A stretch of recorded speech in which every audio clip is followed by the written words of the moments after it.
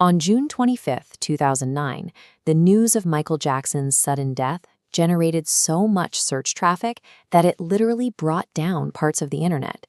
But the true shock emerged behind closed doors at the UCLA Medical Center. When the coroner's office conducted the autopsy, they uncovered a grim physical reality that completely contradicted his public persona. Jackson had the resources to employ a dedicated team of 12 personal doctors, ensuring he was under medical supervision 24 hours a day. Yet the toxicology report showed his system was completely overwhelmed by a lethal mix of prescription sedatives and painkillers. Even more disturbing was his physical state.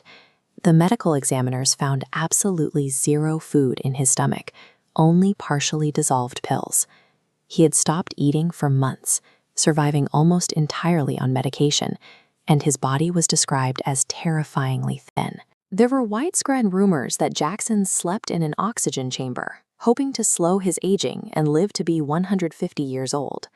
The autopsy revealed a man whose skin was covered in severe puncture marks from near-constant intravenous injections. How does an artist with 39 Guinness World Records, billions of dollars, and access to the best medical care on the planet end up dying alone in such a physically ravaged state? For years, tabloids and the public relentlessly mocked Jackson's changing skin color, assuming he was bleaching it to erase his African-American identity. The autopsy confirmed the medical truth his doctors had stated in 1993. Jackson suffered from a severe case of vitiligo, a disorder creating bright white spots across the body, which he eventually tried to fully blend. His reliance on prescription painkillers and early reconstructive surgeries originated from a catastrophic incident. During a 1984 commercial shoot for Pepsi, a pyrotechnic malfunction set his hair on fire, leaving him with agonizing third-degree burns on his scalp. The drastic reshaping of his face, particularly his nose, stemmed from a deeper psychological wound. He was attempting to erase the physical traits he shared with his father.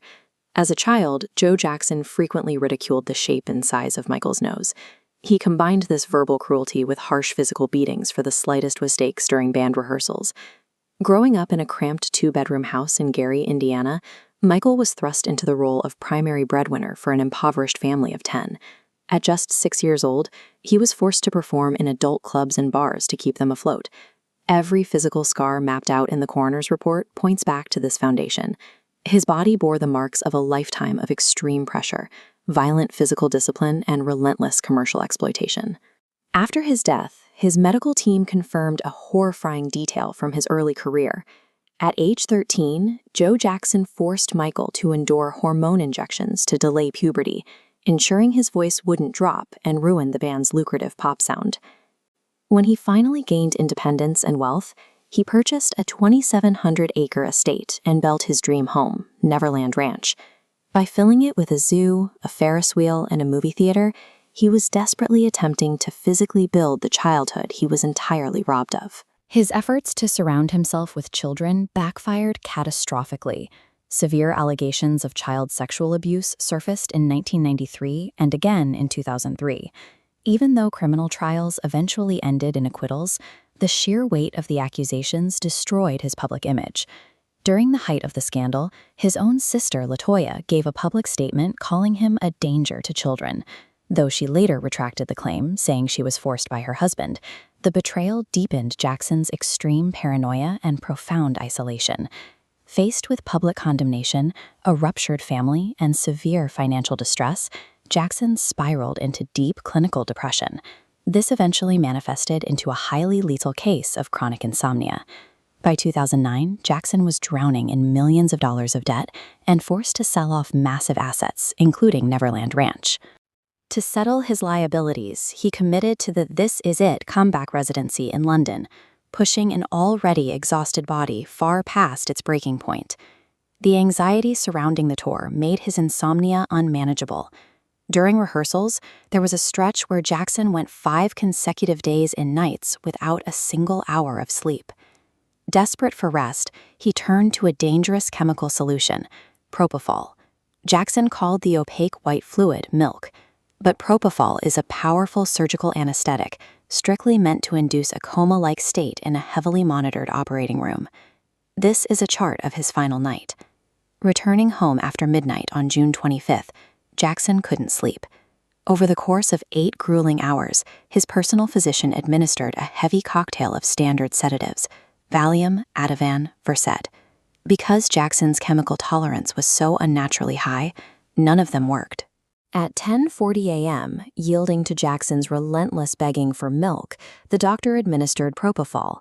Crucially, he did this in a residential bedroom without the mandatory medical equipment to measure blood oxygen levels. The drug stopped Jackson's breathing almost immediately. His heart stopped.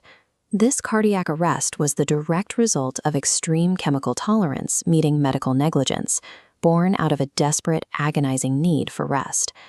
Instead of immediately calling 911, his doctor tried to perform CPR himself and delayed contacting emergency services until it was far too late. By the time paramedics arrived and transported him to UCLA, any chance of reviving him was gone. The doctor was later convicted of involuntary manslaughter. When his memorial service was broadcast worldwide from the Staples Center, over 30 million people watched in the United States alone. It was one of the largest shared moments of grief in television history, a massive public outpouring for a man who died in complete isolation. Jackson spent his entire life bringing joy and entertainment to hundreds of millions of people across the globe, yet he was completely incapable of finding peace in his own bedroom. The autopsy reports list an overdose, but he actually collapsed under unhealed childhood trauma, crushing public expectations, and the heavy, isolating price of his own fame.